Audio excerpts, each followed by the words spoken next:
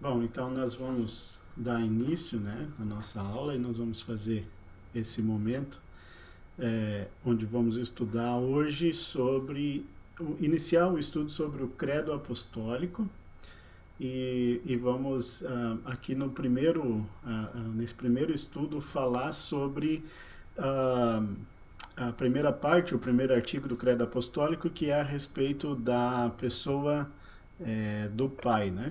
Deus Pai. Nós vemos que Deus é triuno, Deus, um só Deus em três pessoas, e nós vamos estudar um pouquinho o que significa isso, né? E como nós podemos absorver isso com a nossa fé, quais as funções de cada pessoa da Trindade, o Pai, o Filho e o Espírito Santo. Então, antes do estudo, vamos falar com Deus em oração, pedir que Ele nos abençoe. Nós damos início em nome do Pai, do Filho e do Espírito Santo e pedimos, ó Pai, que Tu venhas abençoar nossos corações e mentes pela força do Teu Espírito, para que, estudando a Tua palavra, deixada e registrada por Teu Filho Jesus, possamos assim crescer no conhecimento do Teu amor, no fortalecimento da fé, na graça e na salvação, para que possamos também viver o amor que recebemos de Ti no âmbito do relacionamento de um para com o outro. Em nome de Jesus, nós agradecemos. Amém. Então, além da aula estar gravada para o Escobar, que é o aluno que está fazendo lá em Fênix. Então, está presente aqui conosco hoje a Patrícia. A Patrícia não vai aparecer no vídeo. Você quer aparecer, Patrícia? Não. Não? Aí você falou que ia gravar vídeos, meu Deus do céu, nem como arrumar. Não, então. Eu queria gravar. Mas como vocês, os dois estão fazendo o mesmo conteúdo, daí eu aproveito a aula que eu vou dar presencial aqui para você e já deixo a gravação para ele, né, para o Escobar acompanhar. Hoje nós vamos estudar então sobre o primeiro artigo do Credo Apostólico. E o primeiro artigo diz: Creio em Deus, Pai Todo-Poderoso, Criador do céu e da terra. O Credo Apostólico é esse documento de fé que nós usamos para expressar publicamente a nossa fé. Nós usamos as palavras do Credo Apostólico geralmente em culto público, mas elas podem ser ditas também por nós em momentos particulares da nossa vida, onde nós queremos afirmar aquilo que nós cremos, né? Então a palavra credo em latim significa eu creio. Por isso, o credo apostólico em si ele não é uma oração, mas ele é uma confissão. Você está dizendo publicamente aquilo que você crê. E ele é um resumo muito simples e objetivo daquilo que significa a fé cristã, tá? Confessar significa fazer uma declaração daquilo que você crê no seu coração. Então, quando nós confessamos a nossa fé, a fé da Igreja Cristã nas palavras do Credo Apostólico, nós estamos confessando a nossa crença na Santíssima Trindade, ou seja, naquilo que Deus fez, naquilo que Deus é e naquilo que Deus ainda vai fazer por nós com respeito às coisas futuras, né? Os acontecimentos relatados pela Bíblia, mas que ainda não aconteceram. Então, existem na igreja cristã como um todo, quando eu falo de igreja cristã, eu não estou usando aqui o termo denominacional para identificar apenas uma igreja, mas a igreja cristã como um todo, e aí engloba católicos, luteranos, presbiterianos, as igrejas mais históricas que usam os credos, existem três credos, três declarações de fé, que é o credo apostólico, o credo niceno e atanasiano. Todos eles declaram a fé dos cristãos no Deus triuno. Então, mas por que três credos ou três documentos falando da mesma coisa? Vemos o seguinte, não sei se você gosta de assistir futebol. Não muito. Mas quando você assistiu futebol, em algum momento que aconteceu um gol, algum time faz um gol, acontece, a TV passa um replay, né, que é a repetição daquele lance, daquele acontecimento. O replay ele é mostrado de vários ângulos. Existem muitas câmeras posicionadas ali no campo para pegar o acontecimento de várias dimensões, né, de várias situações diferentes. os credos apostólicos, eles são basicamente essa ideia do replay. É dizer a mesma coisa, porém com ângulos e palavras diferentes. E isso não invalida, um não invalida o outro, mas complementa. O mais antigo é o credo apostólico, que ele foi documentado ainda pela igreja, com base nos ensinamentos dos apóstolos, tá? Então, veja bem, não existe na Bíblia, registrado ali na Bíblia, o credo apostólico como nós usamos na igreja. Mas existem os versículos e os ensinos dos apóstolos que fundamentam ele. Por isso a igreja, com o passar do tempo, vendo a necessidade de que os cristãos identificassem a sua fé corretamente, com base nos ensinos dos apóstolos, para evitar as heresias, evitar os ensinos errados e até poder identificar quem eram os cristãos e quem eram aqueles que estavam ensinando crenças falsas, então a igreja fez esse resumo da fé com base no ensinamento dos apóstolos. E esse resumo, o principal deles é o credo apostólico, que é o texto mais resumido, né, o menor deles. Depois nós temos o credo niceno, que foi um documento de fé também formulado pelo concílio de Niceia, e o credo atanasiano, tá? Que era um bispo da igreja antiga, que também formulou um credo, um documento de fé para que os cristãos evitassem algumas heresias que estavam sendo ensinadas no seio da igreja. Cada um desses credos tem peculiaridades, tem particularidades diferentes, visando combater algum ensino errado, tá? Mas todos eles têm um só objetivo: expressar corretamente a fé cristã, mostrar corretamente aquilo que significa a fé cristã. Então, com relação ao credo apostólico, né, não se tem certeza exatamente se foram ou não foram os apóstolos que escreveram, né, o credo apostólico, assim como nós encontramos ele hoje sendo dito pela igreja. No entanto, quando nós olhamos alguns versículos registrados na Bíblia, nós vamos ver exatamente aquilo que está confessado no credo apostólico. Por exemplo, eu vou abrir aqui 1 Coríntios, o capítulo 8, os versículos 6. 1 Coríntios 8, 6. Nesse texto de 1 Coríntios 8, 6, nós encontramos assim: porém, para nós existe somente um Deus, o Pai e Criador de todas as coisas, para quem nós vivemos. E existe somente um Senhor, que é Jesus Cristo, por meio de quem todas as coisas foram criadas e por meio de quem nós existimos. Se nós pegarmos esse versículo e compararmos com as palavras do credo apostólico, nós vamos ver que ele está ensinando a mesma coisa. Creio em Deus Pai, Todo-Poderoso, Criador de todas as coisas, e em Jesus Cristo, seu único Filho, nosso Senhor. Ou seja, é uma maneira diferente de dizer o que está aqui, tá? Então, o credo apostólico ele tem a sua fundamentação no ensino dos apóstolos, para identificar corretamente a nossa fé. O credo ele é composto, então, de 3 artigos. Cada um desses artigos vai falar de uma das pessoas da Trindade, aquilo que Deus faz por nós. E então, o primeiro artigo fala de Deus Pai Criador, a primeira pessoa da Trindade, né? Aquele que cria e mantém o mundo em existência até hoje. O segundo artigo fala de Jesus, o Redentor, aquele que veio salvar a humanidade do seu pecado.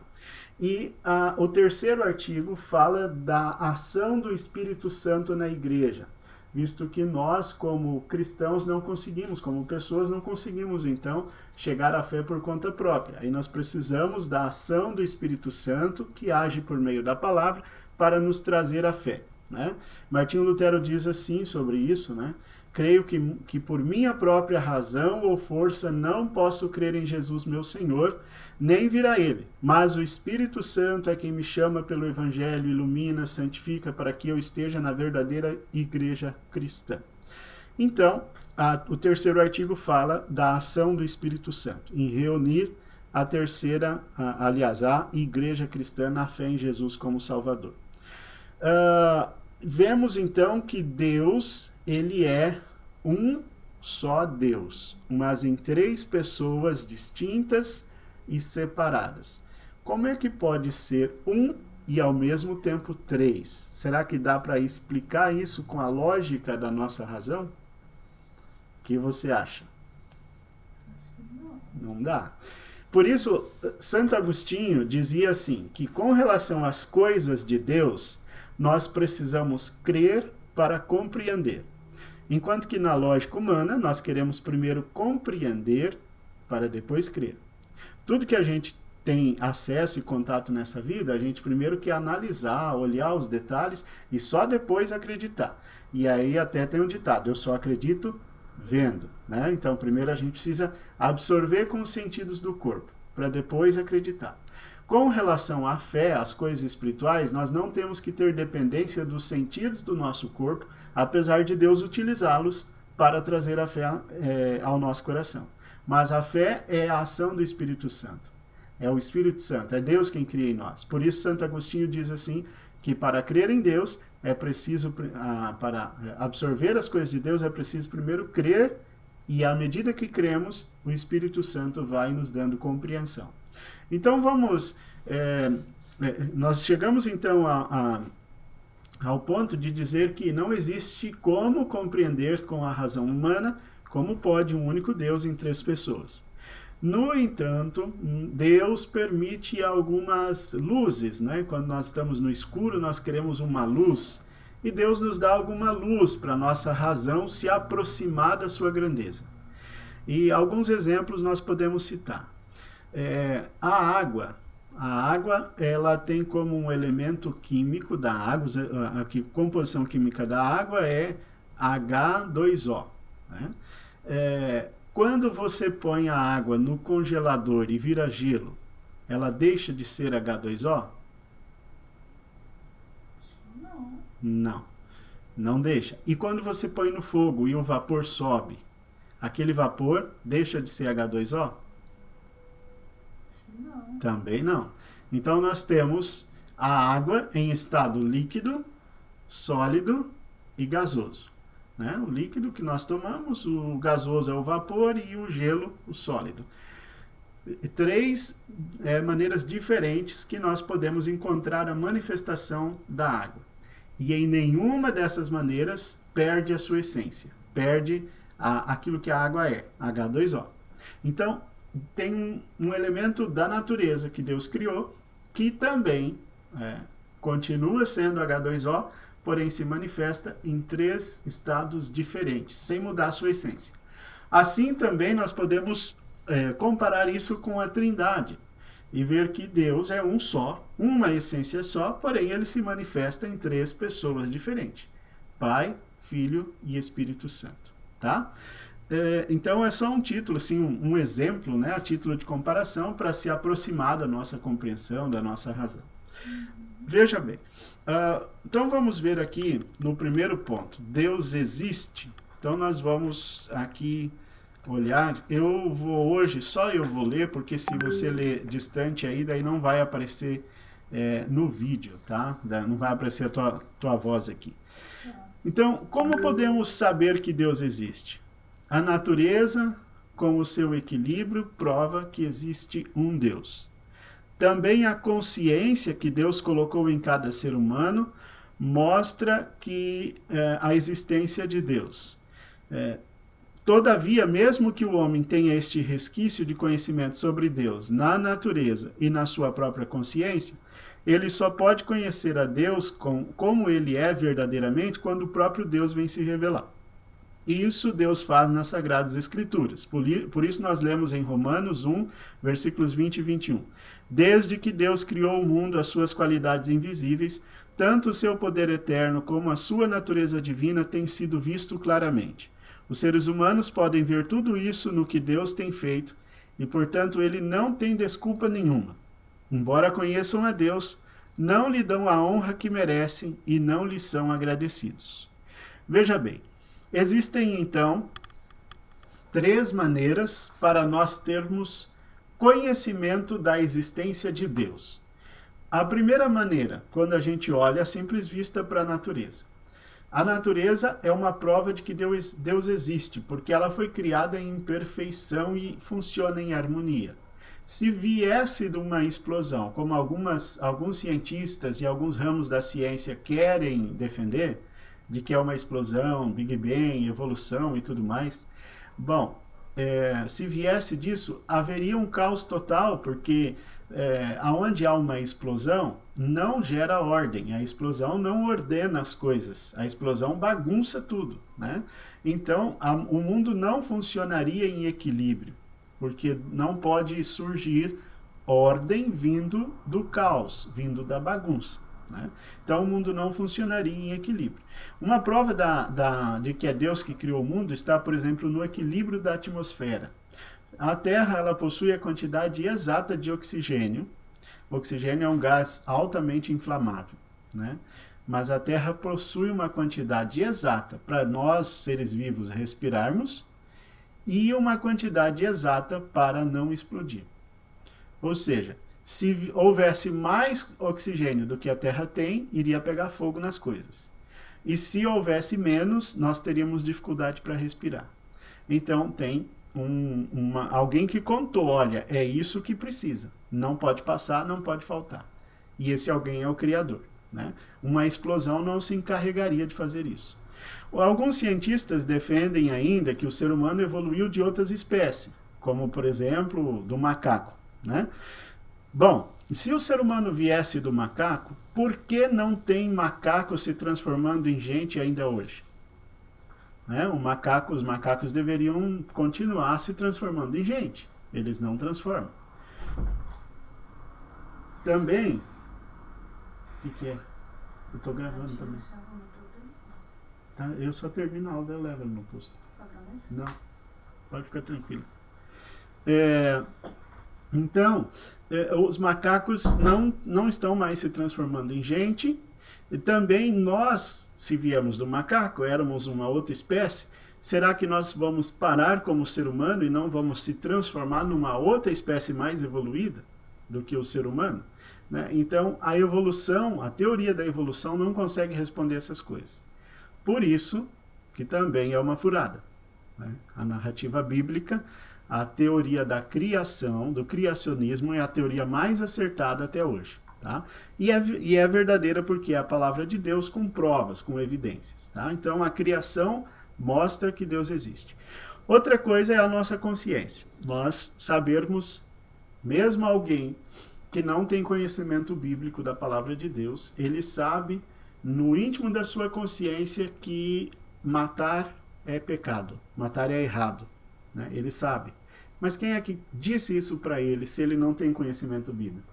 É Deus quem coloca isso na criação do ser humano, colocando a sua lei na consciência do homem, para que o homem não seja apenas como um animal selvagem que vai agir pelo instinto. Tá? Então o homem tem a lei natural dentro dele. E isso é uma prova da existência do Criador. Alguém colocou essa lei, a natureza não se encarrega disso, porque a natureza mata os seres da própria espécie. Por exemplo, o leão, quando ele está competindo o terreno, para ele é normal matar outro leão para defender o seu território. Né? Ele não fica com a consciência pesada depois de ter matado um leão, e também os outros leões não vão prender ele. Né? Ao contrário, os outros leões vão respeitar ele como o rei do pedaço ali. Então, com o ser humano, não. O ser humano existe uma lei na consciência que aponta o que é errado e o que não é. Tá? Isso é a prova da existência de Deus. Além disso, né, o ser humano tem conhecimento de que existe alguém superior a ele. Na aula passada eu citei o exemplo de uma tribo indígena lá no meio da Amazônia. Se eles ainda não têm conhecimento com da Bíblia, mesmo assim eles têm alguma adoração. Eles adoram o sol, a lua, as estrelas, alguma coisa eles adoram. Quem que disse para eles que existe um Deus? Existe alguém maior que eles? Da onde eles tiraram essa ideia? Tá? Então, como eles não sabem quem é, eles inventam alguma coisa para adorar, mas eles têm consciência de que existe alguém maior, e por isso eles cultuam uma divindade. Então, a criação e a consciência mostra que existe, mas não mostra quem é. E aí é importante a Bíblia, porque a Bíblia vem mostrar para nós quem é Deus, aquilo que Deus faz por nós.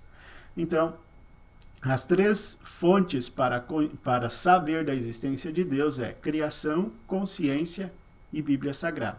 A mais importante, obviamente, é a Bíblia Sagrada, porque a Bíblia detalha, né? Ela vai colocar detalhe por detalhe aquilo que Deus é para nós. Bom, vamos seguindo então no ponto 2, falando sobre o Deus verdadeiro, né? Então só existe um Deus verdadeiro, que é o Deus triuno, ou seja, um Deus em três pessoas, conforme já explicamos anteriormente. O Pai nos criou e nos salvou, o Espírito nos leva à fé, né? O Pai nos criou, o Filho nos salvou e o Espírito Santo nos leva à fé salvadora em Cristo. Este Deus tem uma grande preocupação conosco e não existe ninguém igual a ele. E aí nós vemos Mateus 28, 19, quando Jesus sobe aos céus, ele dá uma ordem para a igreja, dizendo assim: ide por todo o mundo, fazei discípulos de todas as nações, batizando-os em nome do Pai, do Filho e do Espírito Santo. Jesus mesmo manda batizar em nome do Deus triuno, Pai, Filho e Espírito Santo, que significa que no batismo nós somos lavados de nossos pecados, através da obra de Cristo, revestidos da santidade de Jesus, é como se Deus nos encapasse, né, com a santidade de Cristo, e nós somos colocados na família de Deus. O fato de Deus nos registrar, nos batizar em seu nome, em nome do Pai, do Filho e do Espírito Santo, é como se Deus fosse no cartório e registrasse: olha, esse aqui é meu filho, eu vou dar meu sobrenome para ele. Então nós somos tornados filhos e herdeiros da vida eterna a partir do batismo. Tá? Alguma pergunta até agora? Não? Então vamos seguir. Deus criou o homem. Tá? Deus criou todas as coisas e tudo que existe. Os capítulos 1 e 2 do livro de Gênesis nos contam como Deus fez todas as coisas. Ele criou o mundo em 6 dias, mesmo que ele quisesse criar tudo com o estalar dos dedos, né? Mas ele fez em 6 dias. E tudo que existe foi criado pelo poder de Deus através da sua palavra. Deus falou e a vontade de Deus foi feita. Por exemplo, a narrativa da Bíblia nos traz a criação da terra, né? A criação das coisas. Deus disse: haja luz, e aí a luz passou a existir. Né? Deus separou as águas, tudo ele fez pelo comando da voz. Tá? Ele falava e as coisas vinham acontecendo. Só há uma criatura feita por Deus que não foi com a voz. Você saberia dizer qual é? Não foi com a voz? Que Deus não disse, mas ele mesmo pegou e fez. Ele não disse: haja isso, e as coisas surgiram, mas ele foi lá e fez. Ser humano? Ser humano, exatamente. Deus, com o ser humano, não disse: haja o ser humano, e o ser humano apareceu. Mas a narrativa bíblica diz que Deus criou o ser humano a partir de todas as outras coisas que ele já tinha criado. Ou seja, quando Deus termina a criação, então Deus pega barro, né? E a partir do barro criado, ele faz um boneco, né? Ali, digamos, um corpo ainda sem vida. Ele cria com as suas próprias mãos. E depois é que ele sopra nas narinas e esse ser passa a viver. Então, a criação do ser humano foi diferente de todas as outras criaturas feitas por Deus. Tá? Porque é como se Deus quisesse colocar lá fazer um bolo bonito, né, com toda a criação, e eu vou colocar uma cerejinha aqui. E essa cerejinha foi o ser humano. Tá? Foi a coroa de toda a criação de Deus, foi o ser humano. Tá? Então, Deus nos deu uma identidade quando ele nos criou. A nossa identidade era a imagem e semelhança dele. Nós fomos criados à imagem e semelhança dele, que não significa apenas aparência física, mas significa santidade e perfeição. Assim como Deus era santo e perfeito, é santo e perfeito, sem mancha, sem nada de maldade, assim também Deus nos criou. A questão é que nós não ficamos nisso, né? Nós caímos em pecado. E aí vem a pergunta, assim, né? Que Deus disse para Adão e Eva que não eram para comer da fruta que estava no meio do jardim, a fruta do conhecimento do bem e do mal. Alguns me perguntam assim, mas se Deus sabe todas as coisas, ele sabia que Adão e Eva ia comer mesmo que ele tinha proibido? O que você acha? Sabia. E se ele sabia, por que ele deixou lá? Não era melhor ter tirado essa árvore? Mas ele queria ver a reação deles, né? É. Veja, mas ele já sabia qual ia ser a reação deles. E agora? Agora é a hora que a gente coça a cabeça, né? Vejam bem. Você tem cachorrinho em casa? Tem. Então eu vou fazer uma comparação. Vamos imaginar que você ainda não tenha, mas você quer muito um cachorro. Aí você fala com o Guilherme, vamos adotar um cachorro?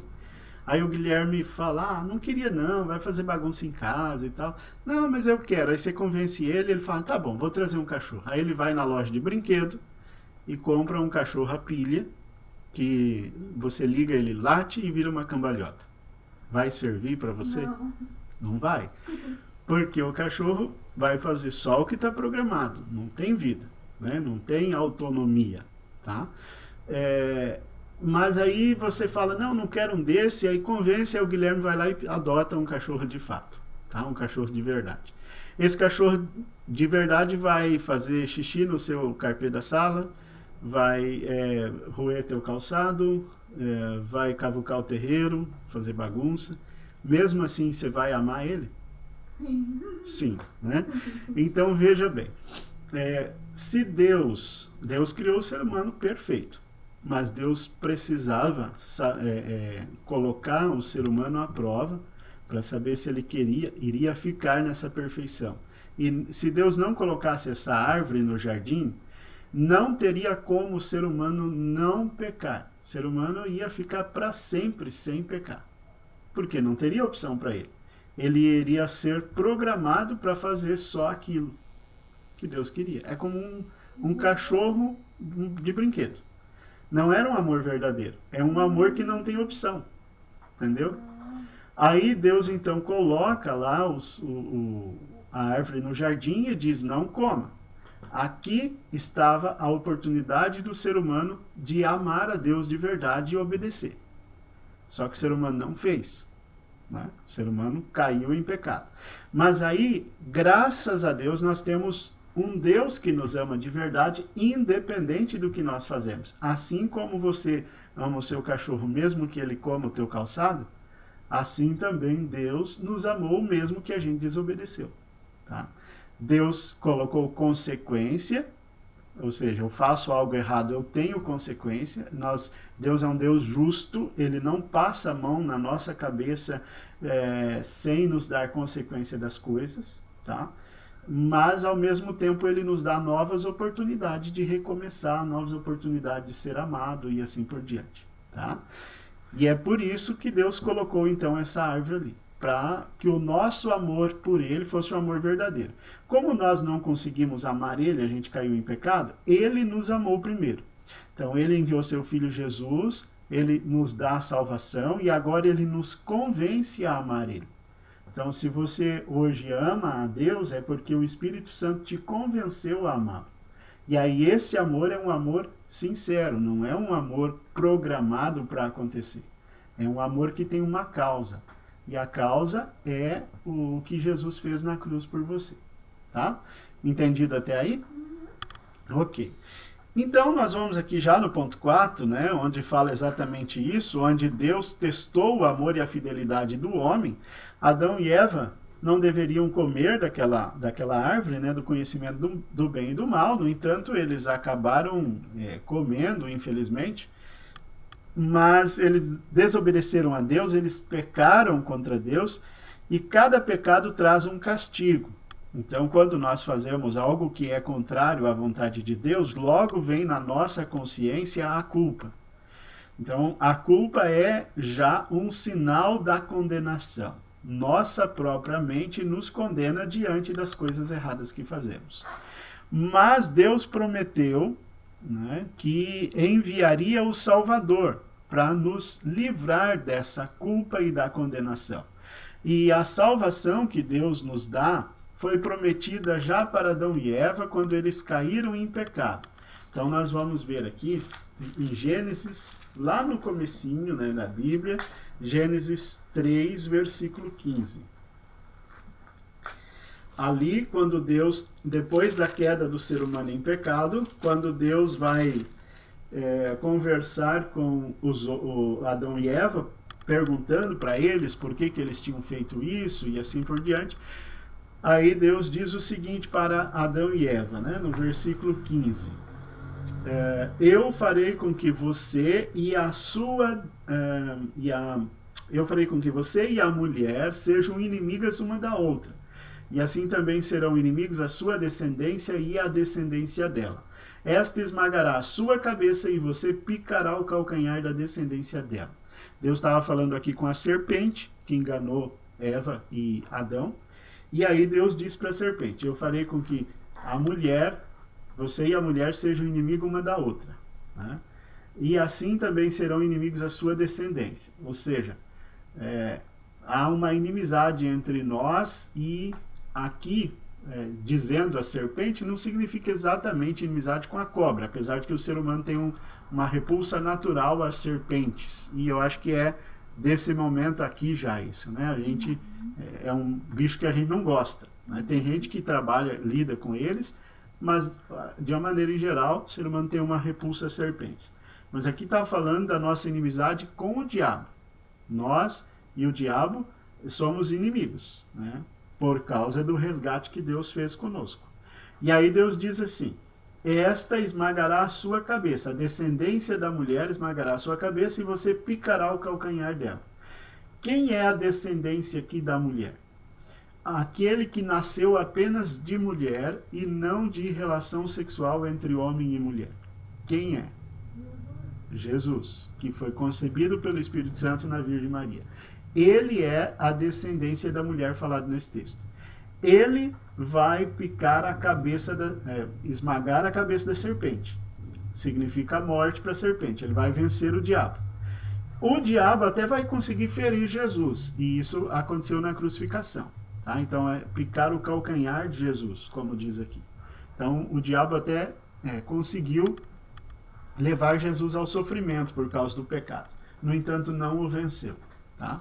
Então, aqui nesse texto já está declarado a salvação da humanidade, apontando que iria vir um Salvador, iria vir alguém que iria esmagar a cabeça da serpente. E é o que aconteceu em Jesus. Tá? Então, aí nós vemos a misericórdia de Deus, que mesmo lá diante do cenário do pecado, né, Deus não abandona o ser humano. Então, Deus busca e salva, é o que está no ponto 5, né, do texto. Deus busca e salva por causa do seu imenso amor. Deus providenciou um meio para que o homem escapasse ao castigo do seu pecado. Deus prometeu um Salvador, um descendente da mulher. Este iria pagar o castigo pelo pecado do homem e esmagar o diabo. Pelo seu sacrifício na cruz, Jesus livrou todos os homens do poder de Satanás.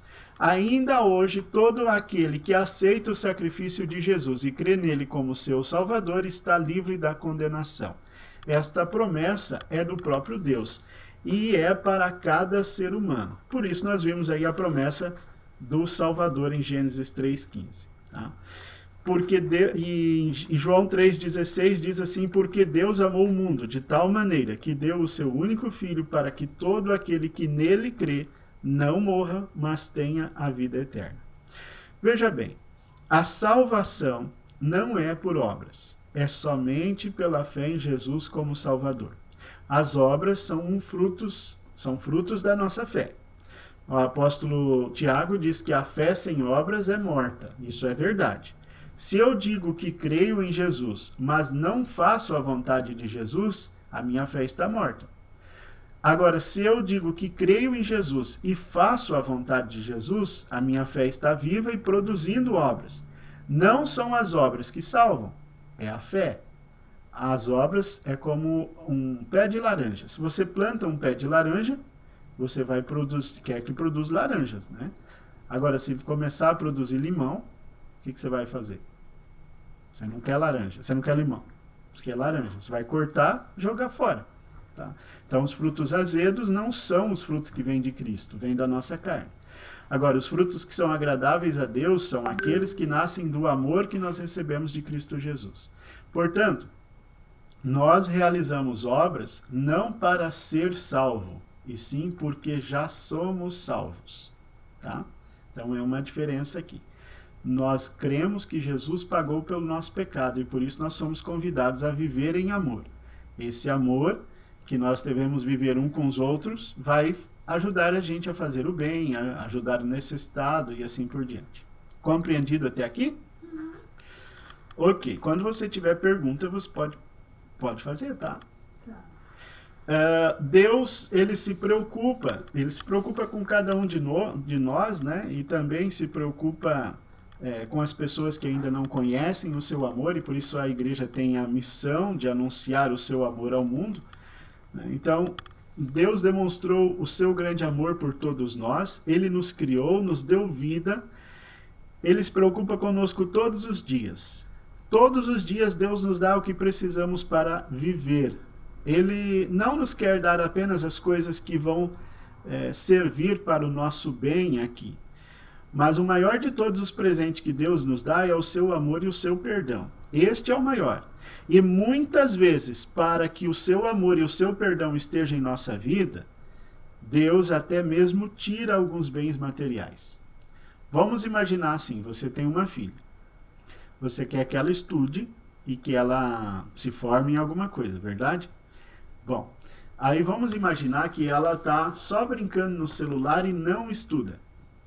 O que você vai fazer? Você vai deixá-la no... Vai tirar o celular, porque o celular está atrapalhando ela de ir para aquilo que é bom, certo? Muitas vezes nós também temos entretenimentos com as coisas passageiras que temos neste mundo. Muitas vezes nós nos entretemos com as riquezas, com as coisas que pertencem aqui e que não vão ser levadas além do caixão. E isso nos atrapalha de ter uma boa comunhão com Deus. Quando estas coisas nos atrapalham, Deus tira. Para quê? Para que nós tenhamos comunhão com Ele, porque o mais importante é a vida eterna. Então vamos imaginar que você consiga um emprego que é muito bom e você ganha muito dinheiro com esse emprego. Mas aí você começa a negligenciar a sua vida de comunhão com Deus, a não ter mais uma vida de oração, de devoção, não vir à igreja, não participar da ceia. E de repente as coisas começam a dar errado. Aí você pensa, olha, mas será que Deus está me castigando? Será que Deus está com raiva de mim porque as coisas começam a dar errado e assim por diante? Não é que Deus está com raiva de você, ao contrário. Ele quer você perto dele, só que aquilo que está no meio de vocês dois está atrapalhando. E aí ele começa a tirar as coisas que atrapalham, porque o mais importante é a vida eterna. Tá? Melhor, às vezes, a gente ir, não vou dizer pobre, mas com menos dinheiro, a gente ir para o céu, viver aqui com menos dinheiro, mas ir para o céu, do que ficar rico aqui neste mundo e perder a vida eterna. Né? Então, ser condenado. Não né? vai adiantar nada. Não vai adiantar nada. Vai ficar tudo aqui. Exatamente. Né? Então, por isso que Deus tem uma lógica diferente. Ele é muito paterno. Assim age como a gente age com os nossos filhos. Assim como você tiraria o celular da tua filha porque vai atrapalhá-la na escola, assim também Deus tira aquilo que atrapalha a nossa comunhão com Ele. A gente sabe quando a gente deixa os filhos de castigo. Eu tenho uma tia em casa. Às vezes ele precisa ficar de castigo, ficar aí 2, 3 dias sem pegar no celular para ele pensar um pouquinho no uso, né? Mas ele fica chorando um dia, ele fica manhoso, mas é preciso a gente ter firmeza. Nós também, muitas vezes, reclamamos quando Deus faz alguma coisa que nós não gostamos, né? Porque a gente não consegue olhar lá na frente. Né? E daí a gente começa a reclamar com Deus, ficar manhoso, né? Fazer birra, ou seja, achar que Deus está sendo ruim. Isso é o lado humano das coisas, né? Deus sabe, porque Ele é pai e Ele sabe como é que são os filhos, tá? Depois a gente acaba reconhecendo que a gente estava errado e que Deus fez o certo para a nossa vida. Né? Assim que também um dia os filhos vão olhar lá na frente e vão reconhecer que aquilo que fizemos por eles, mesmo que eles não gostaram no momento, foi o mais adequado. Então, a nossa resposta, né? Deixa eu só ver aqui. A nossa resposta no ponto 7. O que devemos a Deus por sua bondade? Jacó fez a seguinte declaração: eu, teu servo, não mereço toda a bondade e felicidade com que me tens tratado. Gênesis 32, versículo 10. Assim como Jacó, também nós confessamos que somos indignos e não merecemos nenhuma das bênçãos de Deus. E mesmo assim, Deus nos ama e abençoa. Por isso, agradecemos e louvamos a Deus de coração. Vivemos, trabalhamos, nos divertimos e fazemos todas as coisas para a glória de Deus. A maior coisa que podemos fazer para demonstrar a nossa gratidão é falar para os outros a respeito do amor de Deus, para que eles também possam conhecer e crer no nosso Deus. De qualquer maneira, se vocês comem ou bebem, ou fazem qualquer outra coisa, façam tudo para a glória de Deus. Então veja bem, não existe como nós pagarmos pelo que Deus fez conosco. Não existe. A única coisa que nós podemos fazer é agradecer e viver conforme Deus quer, né? Assim como não vai existir como a sua filha pagar tudo que você fez por ela. Não vai, né? E a mãe nem espera isso, né? Nem o pai. Também Deus não espera, porque ele sabe que não está ao nosso alcance também.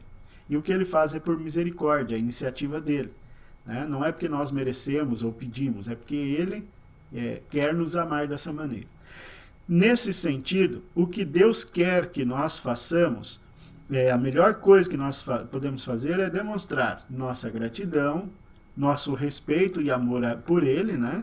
E também dar testemunho do grande amor que Ele tem para com todas as pessoas, a fim de que mais pessoas possam saber desse amor que Ele tem para com a nossa vida, tá? Então, o que significa crer em Deus? Crer em Deus não significa conhecer somente. Porque quando se fala, você crê em Deus, as pessoas dizem, creio, eu creio.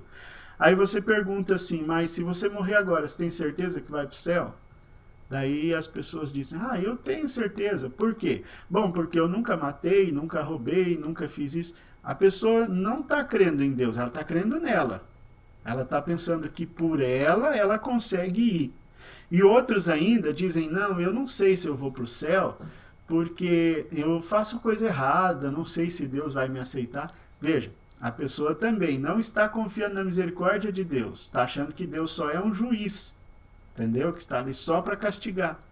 Então, crer em Deus significa não só saber que Deus existe, mas saber o que Ele faz por nós.